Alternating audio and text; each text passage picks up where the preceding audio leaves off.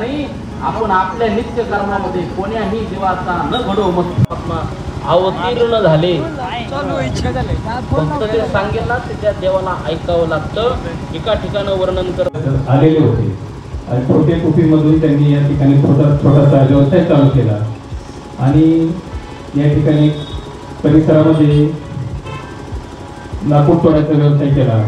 वेगवेगळे लोक हाताचे धरून त्यांना पण कुटुंबासाठी 2 पैसे कसे मिळते हे तात्यांनी आमच्या बापांनी त्यांच्या आयुष्यामध्ये केलेलं आहे. आणि असं कष्टमय दिवस जगत असताना शेवटचा काळ अतिशय चांगला आहे त्यांचा होता, परंतु त्यांना परमेश्वरांनी पुढचं आयुष्य दिलेलं नाही. बापूंनी दिलेले जे संस्कार आहेत त्यामुळे आज बापूंचे दोन्ही म्हणून हॉस्पिटलमध्ये जॉब करतोय. दुसरा जो नातू आहे त्यांनी पण BBA केले, आता लॉच्या तो शिक्षण घेत आहे. त्याचबरोबर बापूंनी केलेल्या संस्कारामुळे बापूंची एक नात डॉक्टर आहे, ते केले तिने आणि बारामती तालुक्यामध्ये ते वैद्यकीय सेवा देते. दुसरी नात आहे तिने पण B.Com केले, उच्च शिक्षण घेतलेले. हे सगळं जे घडलेलं आहे ते अतिशय चांगले संस्कार बापूंनी आमच्या परिवारावरती दिलेले आहेत आणि त्यामुळेच आज आमचा हा परिवार एक सुसंस्कृत आणि समाजामध्ये वावरतोय. निश्चितच बाप्पू आज आपल्यात नसले तरी त्यांनी दिलेले संस्कार, त्यांनी दिलेली शिकवण आम्हाला पुढं आयुष्यभर उपयोगी येणार आहे. मी बापूंच्या प्रथम वर्षी श्राद्धाच्या निमित्ताने उपस्थित सर्वांच्याच वतीने आदरणीय बापूंना या ठिकाणी बापूंना आदरांजली अर्पण करतो आणि या ठिकाणी बापूंचे नातू ओंकार कोकाटे हे बापूंशी या ठिकाणी आपले 2 शब्द मांडतात.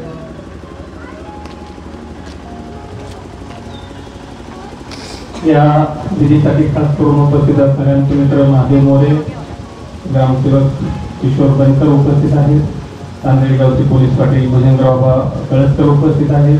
त्या सगळ्यांचंच मी या ठिकाणी आमचे पालकरप्पा उपस्थित आहेत, गर्दी मामा उपस्थित आहेत. सर्वांचंच मी या ठिकाणी त्यांचं ऋण व्यक्त करतो.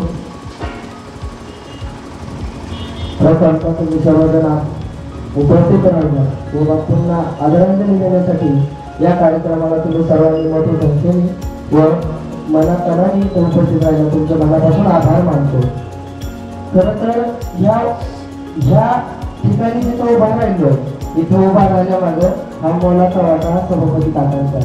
त्यांना खांद्याला खांदा घेऊन काम करत आला किंवा त्यांना काही अडचणी आल्या बापूंना त्यावेळी काकांनी आम्हाला नेहमी मार्गदर्शन केलेलं की बाबा लाकडाची वखर चालवताय, ह्यो व्यवसाय चालवताना कुणाची फसवणूक करू नका किंवा येणाऱ्या काळात कोणताही व्यवसाय करत असाल तर माणसाचं पहिलं काय असेल तर मानपान तुम्ही व्यवस्थित दाखवा. त्याला जी गोष्ट पाहिजे ती देण्याचा प्रयत्न करा. आजोबांनी कमीत कमी 25 ते 30 वर्ष हे काम केलं. कधी ठेकेदाराचं काम केलं असेल, कधी विहीर खणण्याचं काम केलं असेल, त्यानंतर भावांचं ज्यावेळेस घराचं नातं जपण्याचं काम केलं असेल आणि त्यानंतर नातवांसाठी पुढे जे काही करायचं असेल तर त्यासाठी आम्हाला एक वाटचाल दिली, नियम दिले, अटी दिल्या आणि सांगताना सांगितलं आपल्या काही होऊ दे पण आपल्या नावाला दाग लागला नाही पाहिजे. यासाठी आम्हाला जे जमलं ते आम्ही केलं. इथून पुढं तुम्ही देखील ह्या गोष्टीला जपा आणि ही गोष्ट आयुष्यभर ध्यानात ठेवा. आता बऱ्याच जणांना प्रश्न पडत असेल लाकडाच्या वगैरेनंतर इकडे गाळ्या पण दिसत आहेत, पण एका गाळ्यात जसं तीच गोष्ट आमच्या मम्मीने म्हणजेच माझ्या आईने ऐकली. आईने 5 ते 6 वर्ष एवढी मोठी लाकडाची वगैरे असून डोक्यावर फिरून गावात मटकी विकली. मटकी विकल्यानंतर ना तिला 2 पैसे आले. त्यानंतर आमची एक वाटचाल होत आली. त्यानंतर ना गिरण चालू केली आणि गिरण चालू केल्यानंतर ना आज गव्हाची पीठ, त्यानंतर गहू ज्वारी बाजरीचं पीठ विकायला लागलो.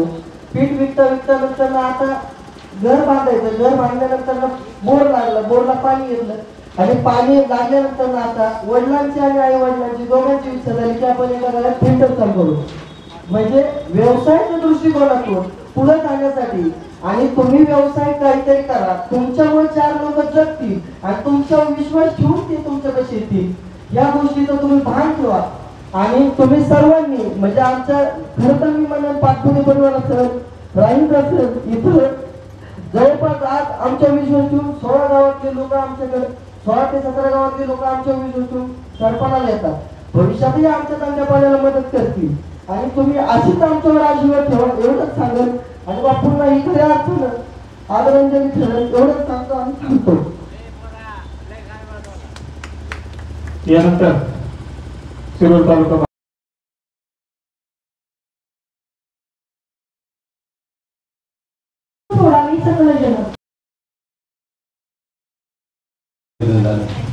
आता लोकांनी कोकणे परिवाराचा सर्व इतिहास सांगितला.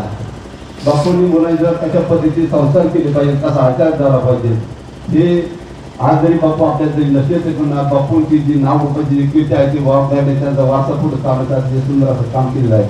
आणि खरं तर निसर्गाच्या त्या प्रवाहामध्ये तो जन्म आणि मृत्यू आपल्याला सुटलेला नाही. जो जन्माला आलो त्याला एक नाही जो जवाला बोलतो आपलं नाव आणि आपलं कर्तृत्व पाठीमागं ठेवून प्रत्येक जायचं असतं. अशा पद्धतीचं काम या ठिकाणी आज आपल्या बापून केलेलं आहे. असं आता बापूच्या जाण्याकडे दुखवणं साहजिकच आहे. जो मी आपल्या सर्वांच्या वतीने बापूंना अतिशय विनम्र असा गौरव करतो आणि बापूंना पद्धतीने आपण करतो आणि एक मी सांगतो. यानंतर भारतीय जनता पार्टीच्या अहमदनगर जिल्ह्याच्या महिला आघाडीच्या अध्यक्षा आणि सुवर्णरत्न महिला पतसंस्थेच्या चेअरमन सन्माननीय सुवर्णताई पाचपुते या ठिकाणी बापूंना आदरांजली अर्पण करतील. या कार्यक्रमासाठी समाजवादी पार्टीचे प्रदेशचे अध्यक्ष रफिकभाई नामदार उपस्थित आहेत. आपले या ठिकाणी ऋण व्यक्त करतो. दिलीपराव दादादे, गुलाबराव गारोडकर, गिरामानंद दादादे, नानासाहेब दादादे उपस्थित सर्वांचंच या ठिकाणी ऋण व्यक्त. कोकटे परिवारातील आदर्श व्यक्तिमत्व आदर्श व्यावसायिक असलेले रामदास बापू यांच्या प्रथम वर्ष श्राद्धाच्या निमित्ताने उपस्थित त्यांचे सर्व नातेवाईक दुःखांकित बंधू आणि हरिभक्त कुलकर्णी काकांनी खूप छान प्रवचन केलं. खरंच तर आपण असं प्रवचन म्हणजे समाज प्रबोधनच सांगितलं तरी चालेल. प्रत्येक विषयाने प्रत्येक कथेमध्ये आपल्याला काहीतरी ज्ञान देऊन जात होते. सदाचार सदविचार आणि सुसंगत ठेवा असं सांगत होते महाराज. आपण सांगितलं की संगत ही साधूची करा, संधी साधूची करू नका. मनापासून धन्यवाद. आणि खरंच कोकाटे परिवाराविषयी जर सांगायचं झालं तर जसं काकांनी सांगितलं तसं जोडून धरण उत्तम व्यवहार आहे. तुम्ही जर चांगलं धरण चांगल्या प्रकारे कमवलं तर आपल्या पिढ्या सुद्धा चांगल्या करतात. आज त्यांचा नातू बोलला आपल्यासमोर बापूंविषयी सांगितलं. खरंच त्या परिवाराने कष्टातूनच हा पैसा कमवला, ही संपत्ती कमवली आपण सगळ्यांनी पाहिजे. मला आज त्यांची तिसरी पिढी समाजामध्ये चांगले विचार मांडत आहे, चांगलं काम करत.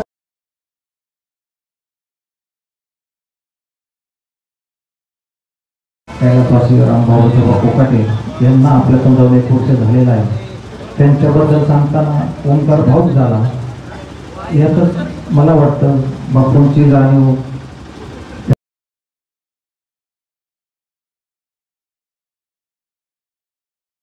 केलं ही बापूंसाठी खऱ्या अर्थाने श्रद्धांजली ठरेल.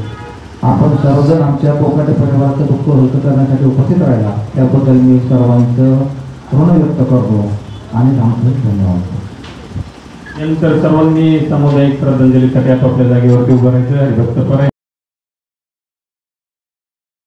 आपल्या या ठिकाणी मी ऋण व्यक्त करतो.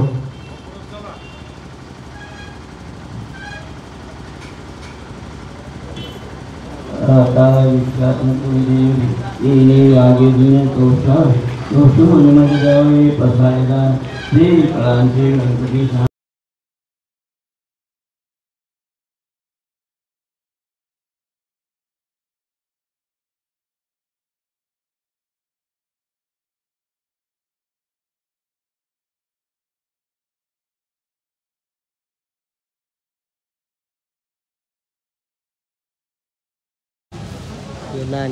गल्लीतला कार्यक्रम आहे आणि पहिला योगा अध्यक्ष आणि विसला पहिला गल्लीतला कार्यक्रम जेव्हा बसलं काय धंदा लावला आणि बघा कमी कमी वाढत